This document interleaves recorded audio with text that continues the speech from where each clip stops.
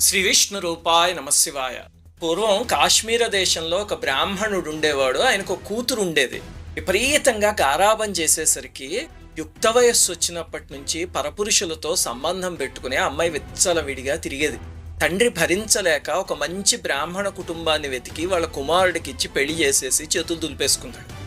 అత్తారింటికి వెళ్ళాక కూడా అమ్మాయి మారలేదు. అత్తమామల్ని ఇబ్బంది పెట్టడం, వాళ్ళకి అప్రతిష్ట తెచ్చే పనులు చేయడం, ప్రియుళ్ళు తెచ్చిచ్చే వస్తువులు పెట్టుకోవడం, ఇలాంటి ఒకటి కాదు అసలు ఎన్ని ఘోరమైన పనులు చేసిందో. ఆ భర్త ఏమో అసమర్థుడు. ఆమె ఏ తప్పు చేసినా సరే బాబోయ్ తన్ని వదిలి నేను ఉండలేను అని చెప్పి ఆమెతోనే కాపురం చేస్తూ ఉండేవాడు. తండ్రి భర్త ఇద్దరు అసమర్థులు అవ్వడం వల్ల వ్యభిచారిణిలా తయారైంది.